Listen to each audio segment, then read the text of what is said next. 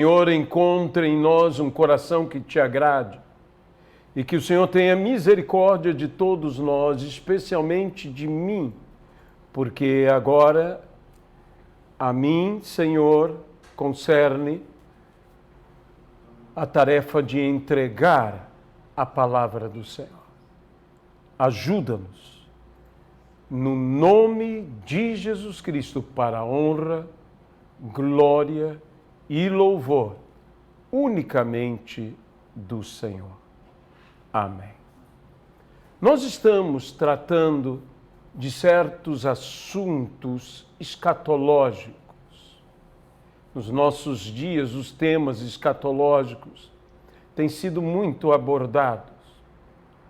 Às vezes, a forma como os temas são levados fazem com que algumas pessoas mais se aflijam do que se consolem.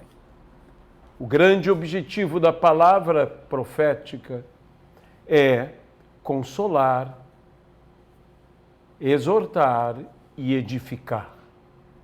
Assim, devemos procurar, com uma teologia prática, uma visão prática dos temas escatológicos para os dias de hoje, sempre trazendo uma palavra que seja de edificação, de consolo, de encorajamento.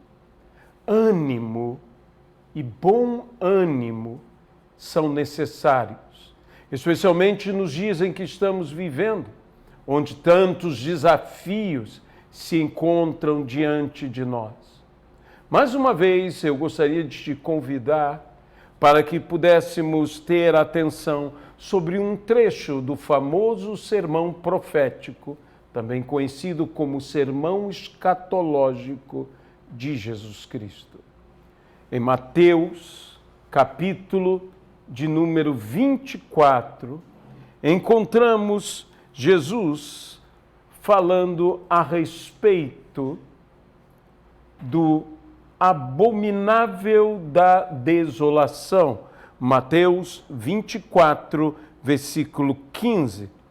Quando, pois, virdes o abominável da desolação, de que falou o profeta Daniel, no lugar santo, quem lê, entenda. E veja o que diz o versículo 16. Então, os que estiverem na Judeia, fujam para os montes. Outra versão diz, subam os montes. Até uma famosa canção espiritual americana que diz, subam aos montes, filhos, subam aos montes. Então, nós lemos esse texto, por que o Senhor terá dito, subam aos montes? Sim, houve o ataque no ano 70 a Jerusalém, quando Tito invadiu Jerusalém. Todo esse tema da pregação profética veio depois que Jesus saiu do templo e disse que não voltaria até que eles aprendessem a dizer, bendito o que vem em nome do Senhor. Foi o que Jesus disse a eles e, estranhamente, Jesus havia entrado em Jerusalém e as pessoas haviam tomado palmas e mesmo vestes e colocados pelo caminho e gritavam, bendito que vem em nome do Senhor. Como Jesus, então, diz, até que aprendam a dizer, se eles já haviam falado. Uma coisa é falar, nem sempre o que se fala, de fato se diz. Porque para aquilo que se fala seja de fato dito, é necessário fazer mais do que falar. Então, Eles precisavam aprender a receber a Jesus. E nós também temos que aprender a receber ao Senhor Jesus em nossas vidas, em nosso viver, dizendo: bendito o que vem em nome do Senhor. Nós também temos que aprender a receber ao Senhor quando o Senhor voltará em glória, dizendo: bendito o que vem em nome do Senhor. Haviam os discípulos caminhado e chamado a atenção até mesmo ao Divino Mestre, dizendo: Senhor, veja que construções, vejam que pedras. Porém, Jesus disse: não ficará pedra sobre pedra que não venha a ser derrubada. E verdadeiramente no ano 70, quando Tito invadiu a Jerusalém, conta-se até mesmo uma história que Tito tinha uma amante judia e que esta amante judia lhe pediu: por favor, tudo menos o templo. Não destrua o templo. Ao que o general, que depois se tornou César, mandou imediatamente alguém a cavalo para que impedissem a destruição do templo, mas chegou tarde demais e se cumpriu a palavra. Não ficou pedra sobre pedra que não venha a ser derrubada.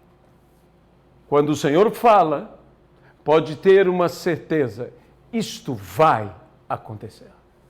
E então, falando sobre o abominável da desolação, Jesus disse: e os que estiverem na Judeia, subam os montes.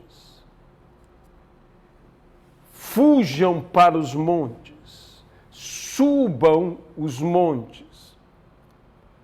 Em Apocalipse, encontramos algo paralelo, um outro tipo de fuga, que em Apocalipse, capítulo de número 6, falando sobre os ímpios, é dito da seguinte forma, Apocalipse, capítulo de número 6, versículo 15 e 17. A 17, perdão. Os reis da terra, os grandes, os comandantes, os ricos, os poderosos, todo escravo e todo livre, esconderam-se nas cavernas e nos penhascos dos montes. E disseram aos montes e aos rochedos: caí sobre nós e escondei-nos da face daquele que se assenta no trono e da ira do Cordeiro. Porque chegou o grande dia da ira deles. E quem é que pode suster-se?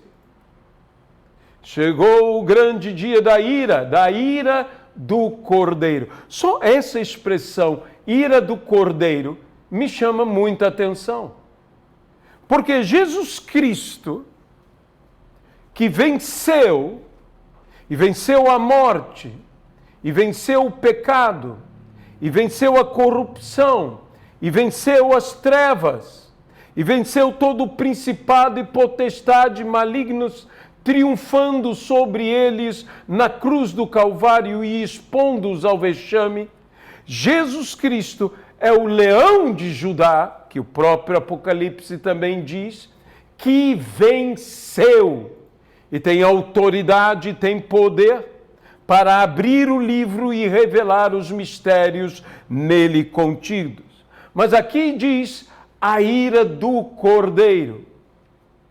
É interessante que o Senhor, como diz a palavra, até na sua ira, ele se lembra da sua misericórdia. Porque, sendo a ira do Cordeiro, por mais irada que ela possa ser, por mais iracundo que seja, não é a ira do leão. Ele poderia ter vindo a todos com a ira do leão. E há de conver comigo que eu, pelo menos, suponho que a ira do leão é muito mais violenta e muito mais eficaz em sua vingança do que a ira do cordeiro. Mas ele vai com a ira do cordeiro. Por quê? Porque até na sua ira, Deus se lembra da sua misericórdia. Ele poderia ir mais terrivelmente a nós. Agora aqui também vemos quem poderá nos livrar da ira deles, do Pai e do Filho. O Pai também toma ira e também toma vingança. E o Filho também toma ira e toma a vingança. E os ímpios, para onde vão? Para as cavernas e para os penhascos.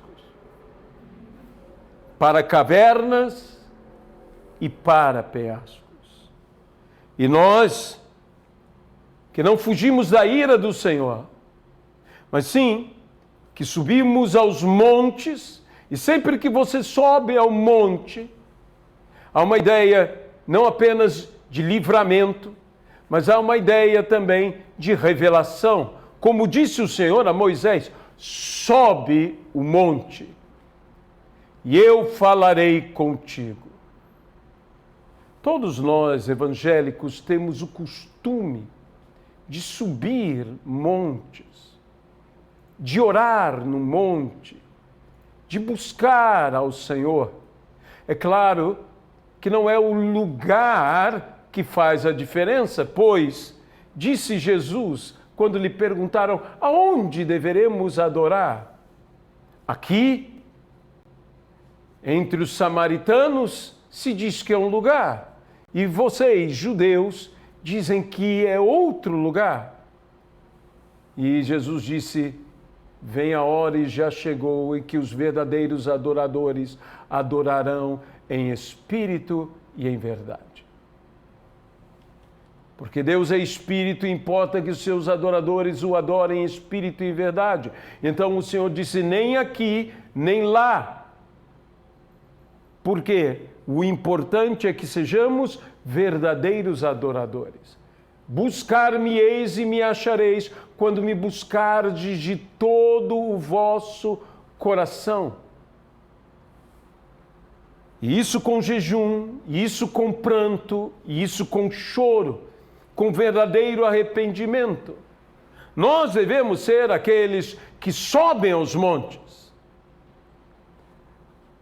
para não passarmos pela situação que Jesus mesmo avisou aos seus. Interessante que os judeus cristãos escaparam da grande chacina que houve no ano 70, porque se lembraram da palavra do Senhor e subiram os montes e literalmente escaparam por isto. Mas aqueles que permaneceram, aqueles que ficaram, passaram pela essa desolação, pelo abominável da desolação.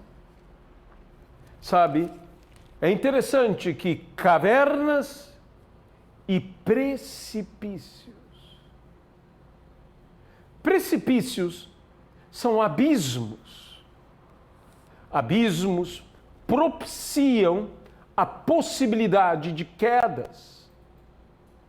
E até mesmo em diante disto, é necessário que nós, servos do Senhor, sejamos como Jesus mesmo disse, sejam prudentes como as serpentes e simples como as pombas.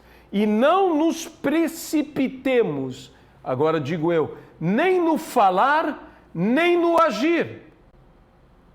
Mas façamos tudo com prudência e com sabedoria. Porque precipitar-se, seja no falar ou no agir, implica a lançar-se de um precipício, a cair de um precipício. Precipitar-se implica em possibilidade de queda, e de uma queda livre, e de uma grande queda, de uma queda mortal. Por isso, nós não devemos nos precipitar. Você não precisa de um precipício para se precipitar.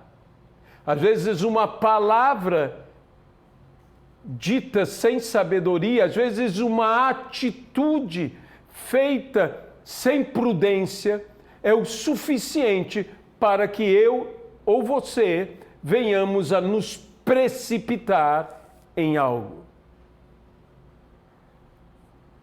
A palavra do Senhor nos diz que Deus, visitando Elias, lhe disse que fosse a Horebe e que subisse o monte Horebe.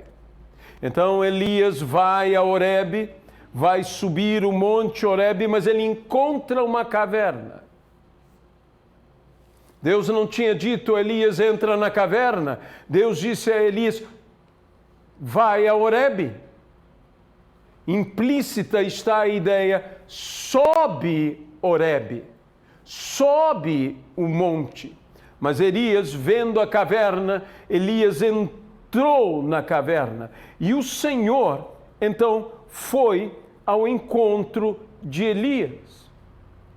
Foi ao encontro de Elias, e no primeiro livro dos Reis, no capítulo 19 e no versículo 9, o Senhor disse a Elias: que fazes aqui, Elias? Como se estivesse dizendo, este não é o seu lugar. Este não é o seu lugar.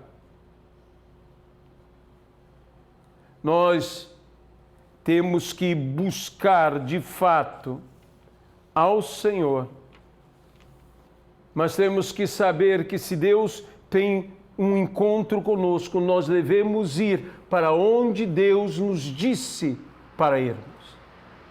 Você não irá encontrar o Senhor naquilo ou naquele lugar que Ele não está. Eu sei, Deus é onipresente. Mas quando aquelas mulheres foram ao túmulo buscando a Jesus, os anjos disseram, por que buscai entre os mortos aquele que vive? Buscai a Jesus, Ele não está aqui.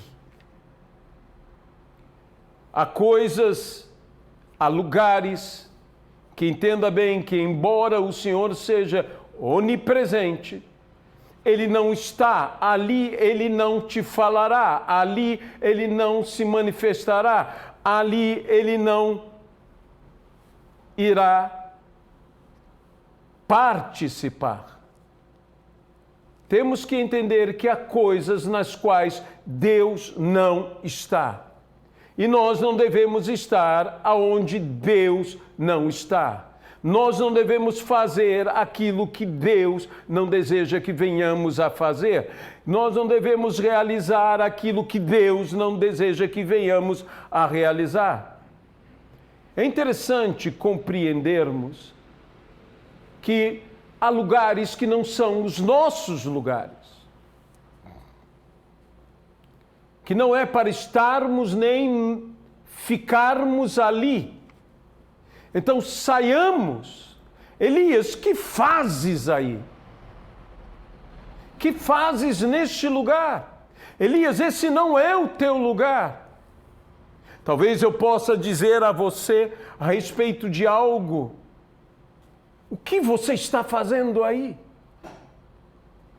Deus não está aí. Deus não está neste lugar. Sai da caverna. Saia deste lugar.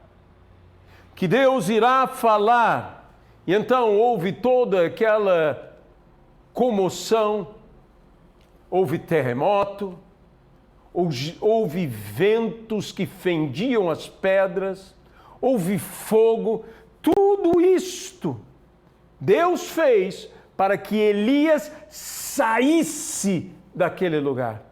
Deus fará um terremoto para que nós saiamos de onde não devemos estar. Deus fará um furacão para que nós venhamos a sair de onde não devemos estar. Deus vai fazer cair fogo para que nós venhamos a sair de onde não deveríamos estar. Mas quando Deus falar conosco, diz, e se ouviu um silvio suave, e Deus estava ali. É dito 3 vezes e o Senhor não estava. O Senhor não estava no terremoto. O Senhor não estava no vento. O Senhor não estava no fogo. O Senhor estava naquele silvio suave com o qual falaria com Elias. Mesmo que seja uma manifestação do poder de Deus, não é nisto que Deus está. Deus está em outra coisa. Deus está num silvio suave. Suave. Isso é muito importante. Porque às vezes nós estamos com uma visão escatológica que mais faz as pessoas se desesperarem do que serem confortadas, consoladas, animadas, encorajadas. As palavras, por mais duras e terríveis que possam ser, têm sempre um propósito de nos ajudar e não de nos apavorar e não de nos destruir, porque Deus deseja nos restaurar, Deus deseja restituir, Deus deseja abençoar, e tudo isso depende de ouvirmos e darmos ouvidos à voz do Senhor. Jesus nos diz que essas coisas vos tenho dito, para que tenhais paz em mim. No mundo passais por aflições, mas tende bom ânimo. Eu venci o mundo. João 16, 33. As palavras não são para nos afligir e nos afligir ainda mais. As palavras são para que tenhamos paz. Tenho-vos dito estas coisas para que tenhais paz. Tende bom ânimo. Eu venci o mundo. O Senhor Jesus venceu e nós venceremos também. Venceremos através dele que sempre nos conduz em triunfo. E nele seremos mais que vencedores. Ele nos leva a enfrentar um inimigo já vencido por ele. Eu não estou enfrentando um inimigo invencível. Eu estou enfrentando um inimigo já vencido por Jesus. E eu também vencerei. Ainda nos diz, lembrai-vos dos dias maus. Eles não serão poucos. Como eu me lembro do dia mau? Eu posso me lembrar do dia mau para tirar experiências, ensino a respeito dele, como passando pela provação com perseverança, e pela perseverança tendo experiência, e pela experiência tendo esperança. Então, é importante me lembrar como de uma forma, digamos, educativa e disciplinadora, também encorajadora, porque a cada vitória, a cada embate, a cada luta, a cada triunfo, aumentar-se-á a minha confiança, eu me sentirei mais capaz e eu aprenderei ainda mais a depender do Senhor em todas as coisas. Porém, há um outro sentido, e este é um sentido extremamente profético, de nos lembrarmos dos dias maus, que não serão, é um futuro, poucos. Neste caso, eu me lembro dos dias maus antes que eles aconteçam. Para quê? Para que eu me prepare para esses dias. Assim foi com a revelação que Deus havia dado através do sonho de Faraó. 7 anos de abundância e 7 anos de escassez. E então, não se esquecendo que os dias maus viriam, que os anos ruins chegariam, que os anos da escassez iriam de fato acontecer, José, administrando o Egito, se preparou nos anos de abundância para os anos de escassez. Para que ele passasse pela escassez, bem como todo o Egito passasse pela escassez, como se estivesse em abundância. Nós nos preparamos para o dia mau, para enfrentar o dia mau, para saber que se vier a inundação, se transbordarem os rios, se eu construir direito, se eu edifiquei a minha casa na rocha que é Cristo, que é a palavra do Senhor, ela não será derrubada. Ela não será derrubada, ela não sofrerá destruição. Mas se eu não me preparar para esse dia, não me alicerçar para este dia, no alicerce correto que é a rocha, será grande a destruição. Ora, a destruição ocorreu muito mais por causa do alicerce errado do que por causa dos ventos e das águas, ou da violência dos ventos e da violência das águas. Porque com a mesma violência, as mesmas águas e os mesmos ventos deram contra uma e outra casa, mas uma permaneceu de pé e outra caiu. Então, o que foi determinante não foram os ventos, não foram as águas. O que foi determinante é se era rocha ou se era areia. O que foi determinante era o alicerce. O que foi determinante é que se ouvia a palavra do Senhor e praticava, ou apenas ouvia. Quando praticamos, alicerçamos. Quando vivemos, nos firmamos. E os que estão firmados no Senhor não serão derrubados, não serão abalados. Estes vencerão os ventos e as águas. Eu volto a dizer, Jesus venceu e nós venceremos também. Eu me lembro, portanto, dos dias maus para me preparar para os dias maus, a fim de que eu possa passar pelo dia mau e permanecer inabalável.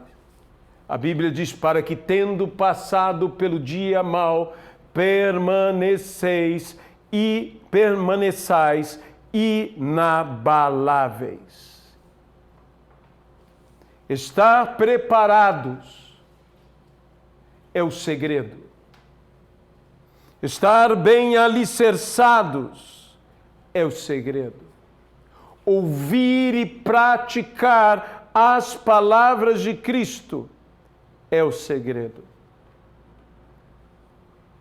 Assim, nós não lembramos apenas do passado, mas como um povo que crê na palavra bíblica, e por isso eu digo na palavra profética, somos um povo que se lembra, que tem memória também do futuro.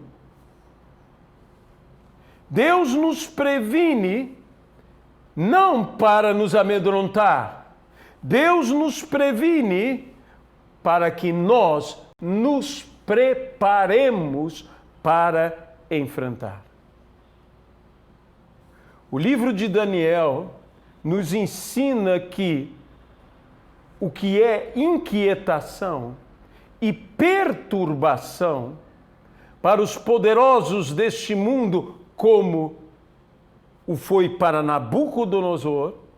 Lembre-se do sonho de Nabucodonosor, que o inquietou, que o preocupou. Em Daniel 2, versículo 3, vemos que ele estava perturbado, inquieto com aquele sonho. O seu espírito estava perturbado.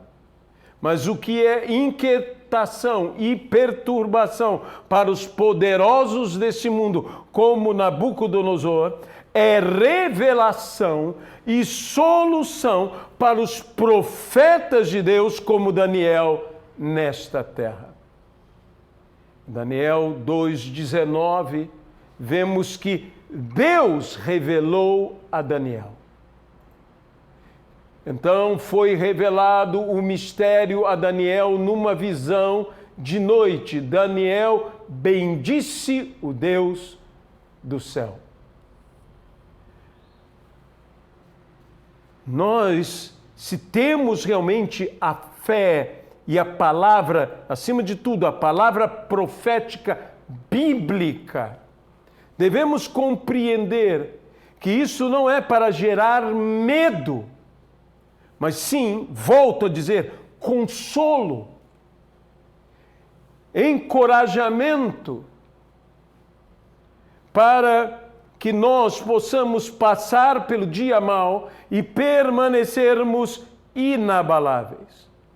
O profeta Isaías, falando do sacrifício de Cristo, em todo aquele capítulo 53 de Isaías, que não leremos, depois você poderá ler, no seu livro o fez num pretérito perfeito, como num passado perfeitamente cumprido.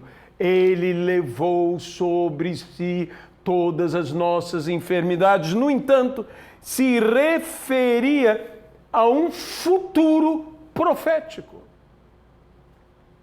A um futuro profético, mas tão convicto que já era para ele algo feito, já era realizado. O profeta vê o futuro como passado, completamente realizado. E que a profecia não é, volto a dizer, ela não é uma possibilidade. Profecia é um fato concreto. É uma fatalidade. Ela acontecerá. Por quê? Porque Deus zela pela sua palavra para a fazer cumprir. No caso de Daniel, a revelação trouxe solução. E sem essa revelação, nem Daniel, nem outros escapariam. Todos estariam condenados e perdidos.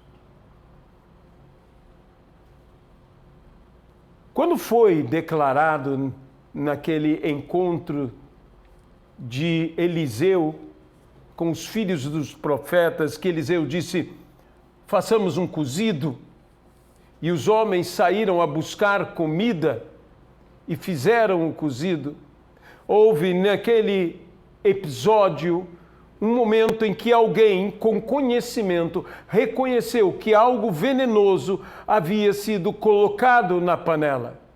E então gritou: meu Deus, a morte na panela.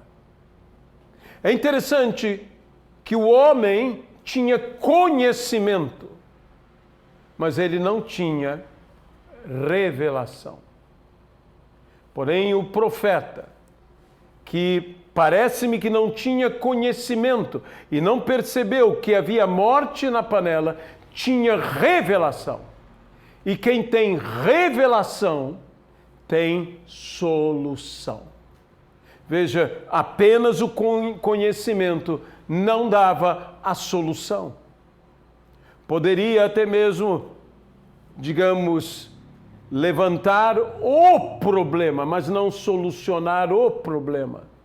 Criou mais desespero que qualquer outra coisa. Por isso nós devemos ir mais além do que é o conhecimento. Nós devemos ir à esfera da revelação. E nós conhecemos bem que ele tomou um bocado de farinha e lançou no cozido e desapareceu pelo sobrenatural, pela revelação de Deus. Não houve problema. Todos puderam comer e não lhes fez mal algum. Profetas não devem ser alarmistas, embora eles mesmos possam se alarmar com a situação. Veja, não com a palavra, mas com a situação.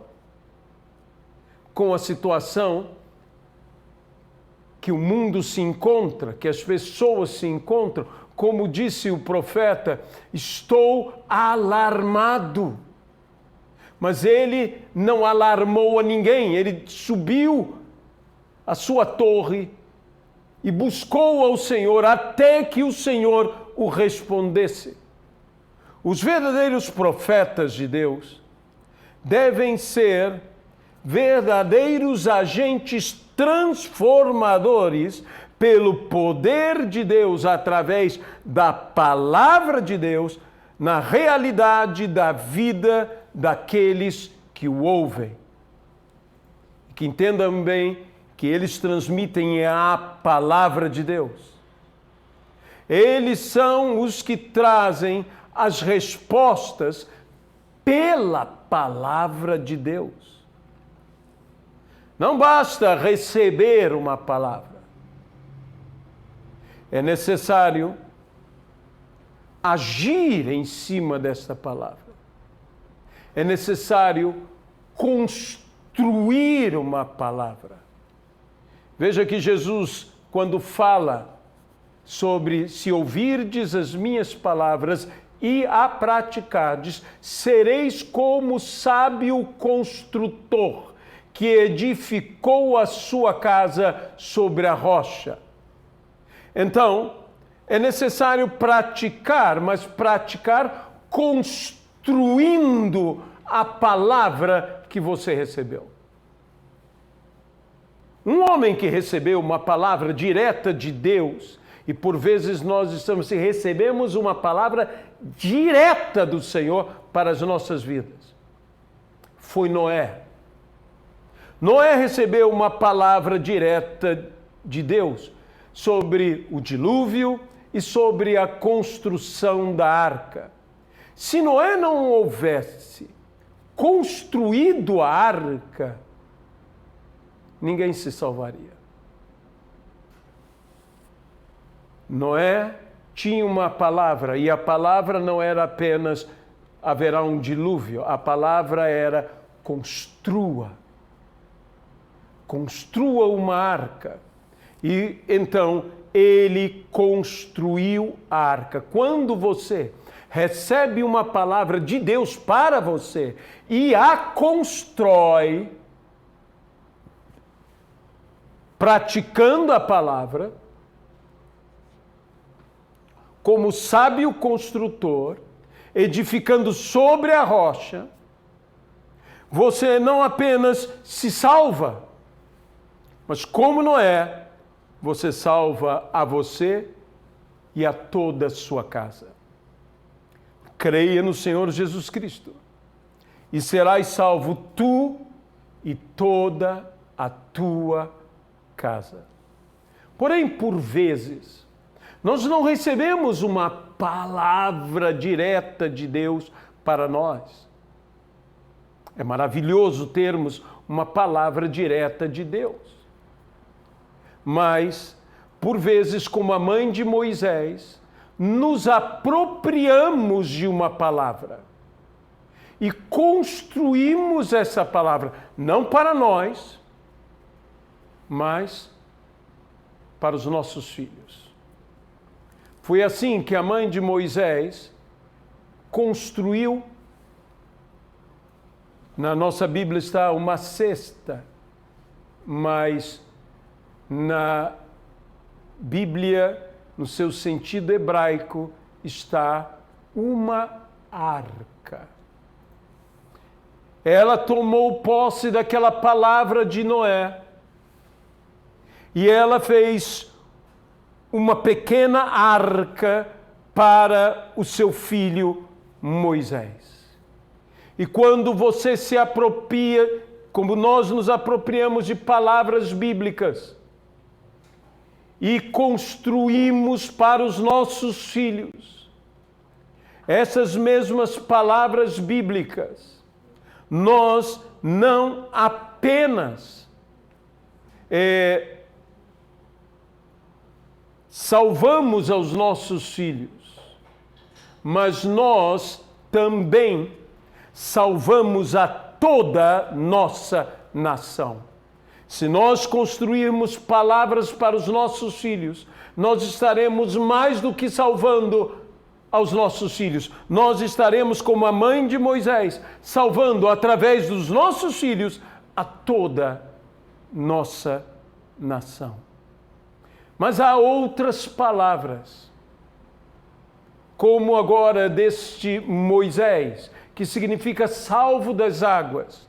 E nisto também se identificava com Noé, porque Noé literalmente foi aquele que foi salvo das águas.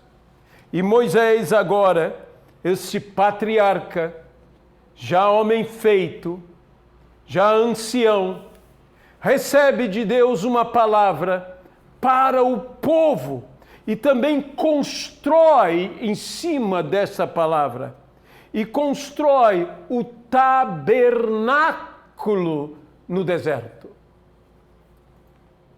Quando você, como um líder, recebe uma palavra e a edifica, a constrói para o povo que você lidera em Deus, você não apenas abençoa esse povo, mas faz que através desse povo todos os povos, todas as nações possam ser abençoadas. Jesus nos prometeu algo que nós poderemos e devemos fazer o que Ele fez. A Bíblia nos diz, em João, capítulo de número 14, e versículo de número 12. Se credes em mim, fareis as mesmas obras que eu faço, e coisas maiores fareis. Em verdade vos digo que aquele que crê em mim fará também as obras que eu faço, e outras maiores fará, porque eu vou para junto do Pai. Essa é uma promessa do Senhor, que tem que se cumprir na nossa vida, mas que nós temos que entender o seguinte: Ele não nos prometeu que seríamos maiores, Ele nos prometeu que faríamos coisas maiores. Assim, estamos destinados a fazer o que Ele fez e coisas maiores ainda, para a glória do Senhor. Faremos coisas maiores. Faremos coisas maiores para a glória do Senhor. Quer sejam em palavras, quer sejam em atos, tudo que viermos a fazer, devemos fazer para a glória de Deus. O apóstolo Paulo bem nos diz isto, como na primeira epístola de Paulo aos Coríntios, no capítulo 10, no versículo 31, fazei tudo para a glória de Deus. Portanto, quer comais, quer bebais, ou façais outra coisa qualquer, fazei tudo, tudo para a glória de Deus. A palavra do Senhor nos ensina, então, que nós estamos destinados, e eu quero te incentivar a isto, a coisas maiores, a fazer coisas maiores. Hebreus, capítulo 11, versículo 40, diz: por haver Deus provido coisa superior a nosso respeito. Nós não somos superiores aos heróis da fé. Deus aprouve guardar coisas superiores a nosso respeito. Por haver Deus provido, há uma provisão, há algo que Deus guardou, coisa superior a nosso respeito. Este é o nosso destino em Jesus Cristo. Para que eles, a grande nuvem de testemunha, sem nós, não fossem aperfeiçoados. Nós faremos, de fato, coisas maiores. Mas tudo faremos para a glória dele. Como está escrito, porque dele, e por ele, e para ele, são todas as coisas. Glória, pois, a ele eternamente. Amém. Romanos 11, versículo 36. Por isso poderemos dizer como o apóstolo Paulo: se tenho que me gloriar, glorio-me em Cristo Jesus. Glorio-me no Senhor. A Deus seja toda a glória. Para que os homens, vendo as vossas boas obras, glorifiquem ao vosso Pai que está nos céus. As palavras proféticas não devem nos alarmar, não devem nos preocupar. Nós devemos entender que essas palavras estão aí para nos abençoar, para nos fortalecer, para nos animar. O nosso destino é um destino glorioso. Estamos destinados a coisas maiores. Esse é, assim eu digo, o teu destino profético. Este é o destino bíblico para a sua vida, para a minha vida. Não que sejamos maiores, não que sejamos superiores, mas estamos destinados a coisas maiores e Ele guardou para nós coisas superiores.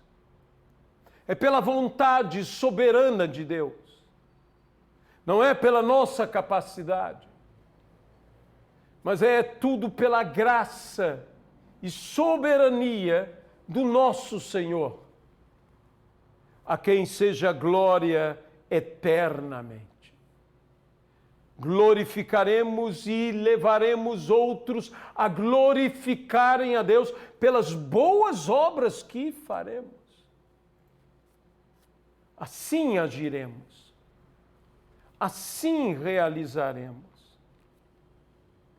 Mas eu volto a dizer, há pessoas que estão aonde não deveriam estar. Que fazes aí, Elias? Este não é o teu lugar. Sai e eu falarei contigo. Vem para fora e eu falarei contigo. Meu amado irmão, minha amada irmã, talvez você esteja onde Deus não quer que você esteja. Talvez você esteja naquilo que Deus não quer que você esteja. Fazendo o que Deus não quer que você faça. Se escondendo onde Deus não quer que você se esconda. Saia da caverna. Hoje é dia de você sair da caverna. Eu quero te convidar a ter um encontro com Jesus. Você que está vivendo, praticando, vivendo na caverna, nessa escuridão, saia agora da caverna. Sei, os seus olhos poderão se incomodar com a luz, mas saia da caverna. Quando há um terremoto, o último lugar que você quer estar é dentro de uma caverna. O terremoto acontece porque Deus quer te tirar da onde você não deve ficar. Saia da caverna. Saia deste lugar e venha para o Senhor Jesus. Se você deseja agora sair, atender ao meu convite, porque o Senhor está do lado de fora, te chamando pelo nome, tanto quanto chamou a Lázaro pelo nome, e este veio. Aquele não era o lugar de Lázaro. Você dirá, mas ele estava morto, ele já cheirava mal. Mas não era o lugar para ele, o plano do Senhor era outro para ele. Ainda há tempo. Saia agora da tua caverna. Saia disto. Saia deste. Saia da prática que você está tendo, saia do lugar em que você está ficando e venha para Cristo. Ele falará com você e você terá vida. Senhor nosso Deus, nós oramos pelos teus filhos. Nós pedimos agora por cada um dos teus servos. Nós oramos, Senhor, que eles saiam de onde não tem que estar. Saia das drogas. Saia dos vícios. Saia dos pecados. Saia da idolatria. Saia do comportamento pervertido. Saia da prática do roubo, da prática da mentira, da prática da corrupção. Saia da caverna. Saia da feitiçaria, saia da bruxaria. Saia da caverna. O Senhor te quer fora deste lugar. O que você está fazendo aí?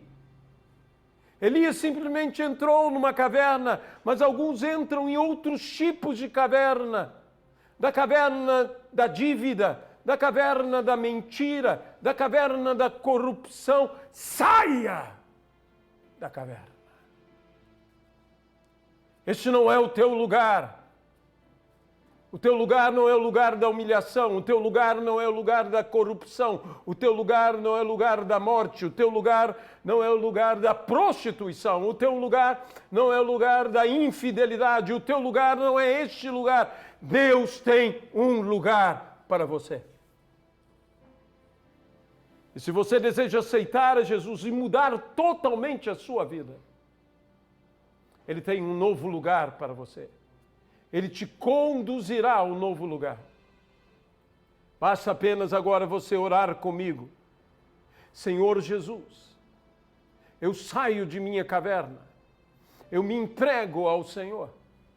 Eu te busco e te busco de todo o meu coração para fazer a tua vontade. Eu agora tomo Jesus Cristo como meu Senhor e meu Salvador, único e suficiente Senhor e Salvador, e construo agora em cima da palavra que me dás. No nome de Jesus Cristo. Amém. Mas eu ainda quero me dirigir àqueles que são do Senhor, que talvez sejam como profetas do Senhor. E como profetas do Senhor, entraram na caverna que não deveriam entrar, estão fora da vontade de Deus e dentro do que não é a vontade de Deus. Eu quero te convidar a uma mudança de caminhar. Eu quero te convidar igualmente a sair também desta caverna. Que fazes aí, filho meu, filha minha? Este não é o teu lugar. Este não é o teu lugar. Saia deste lugar. Pessoas que estão vivendo aquém do que o Senhor deseja para nós. Se creres em mim, fareis as mesmas coisas que eu faço, e outras maiores fareis, porque eu vou para junto do Pai. É hora de fazermos as mesmas obras e obras maiores. Você está destinado, eu estou destinado a coisas maiores a fazer. Deus, Ele reservou coisas superiores a nosso respeito. Ele proveu a toda uma provisão para realizar estas coisas maiores, a coisas superiores para realizar coisas maiores. E se você, como eu, deseja tomar posse disto para a sua vida, ponha a tua mão no teu coração agora e ore comigo. Amado e querido Deus, eu me arrependo. Eu sei que o Senhor já tem providenciado. Aprove a Deus, esta foi a tua vontade. Aprove a Deus prover coisas superiores a nosso respeito, para que nós façamos as mesmas obras e obras ainda maiores. Leva-nos a viver o nosso destino profético. É o que nós te pedimos e desde já nós te agradecemos, nos gloriando em Cristo Jesus, nosso Senhor e nosso Salvador. Amém e amém. Você não é maior, você é destinado a coisas maiores. Destinado a coisas maiores. Este é o teu destino, proferido pela própria boca de Jesus. E tudo isto se realiza se você crê. O justo viverá pela fé. Se nós crermos em Deus, nada nos será impossível. Pediremos o que quisermos e nos será feito, para que o Filho seja glorificado. Amém. Eu gostaria agora de abençoar a sua vida. Nós estamos com o propósito de logo termos os nossos cultos presenciais. Estamos aqui, como eu disse e repito, hoje fazendo testes e espero que tudo corra bem para que nós aprendamos a usar estes equipamentos novos.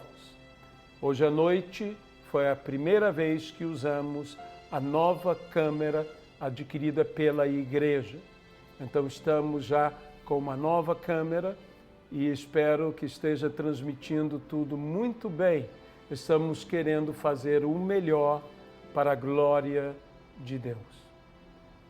Senhor, abençoa os teus filhos, que o rosto de Deus brilhe sobre eles, que o Senhor tenha misericórdia de todos nós e nos dê a paz. Que a graça do Senhor Jesus Cristo, que o amor de Deus Pai e a comunhão e consolação no Espírito Santo de Deus sejam com todos e com todo o povo de Deus, hoje e para sempre. Amém. Que Deus os abençoe. Até a nossa próxima reunião, até a nossa próxima live, se assim Deus nos permitir. Lembre-se, hoje, à meia-noite, ou seja, às 0 hora de segunda-feira, meia-noite de domingo, a live no raiar de um novo dia, com o pastor Heitor de Paula e seus convidados. Orando, deixe lá o seu pedido de oração para, juntos em oração, ligarmos na terra e Deus ligará nos céus. Deus os abençoe. Até uma próxima vez, se assim o Senhor nos permitir. Amém.